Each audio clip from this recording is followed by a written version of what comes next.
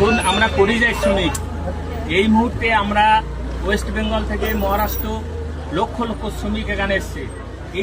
এই যে ব্যক্তিটা মারা গিয়েছে, এই ব্যক্তিটার বাড়ি হচ্ছে দক্ষিণ 24 পরগনা, ওয়েস্ট বেঙ্গলের দক্ষিণ 134 রায়দিঘি মথুরাপুর 1 আবাদ ভগবানপুরে ভগবানপুর গ্রামে এনার বাড়ি। হঠাৎ দুদিন আগে এনার নোটিশ আসে। SIR এর নোটিশ আসার পরে ইনি খুব আতঙ্ক হয়ে পড়ে। আমরা এলাকার সমস্ত মানুষ এনাদের একে বুঝোই। আজ সকালে সারা রাত ঘুম হয়নি, সকালে হঠাৎ বলছে আমার কেমন হচ্ছে, টেনশানে। আমাদের এলাকার কিছু ছেলে বলছে যে টেনশনটা কেন, বলছে যে আমার SIR এর যে ফর্ম এসছে, তো SIR ফর্ম আমাদের এখানে তো প্রচুর মানুষের এসছে, তো কি করা যাবে এখন এই মুহূর্তে। বলছে না, SIR ফর্ম এসছে, আমি সবে কয়েকদিন আগে ঘরে এসেছি, আবার ফের যেতে হবে বাড়িতে।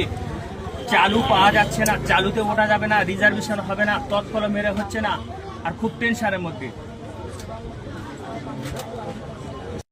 আমার বুক ধরপাড় করছে।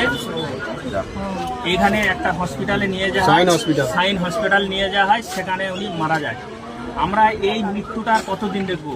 তাই প্রত্যেক ওয়েস্ট বেঙ্গলের নেতা যারা আছে, MP MLA যারা প্রধান এবং মুখ্যমন্ত্রী সহ প্রত্যেককে আমরা অনুরোধ করছি, পায়ে হাত ধরে বলছি, আমরা করজোরে অনুরোধ করছি যে আমরা কতদিন আর এরকম মরতে থাকবো এই SIR এর ভয়ে।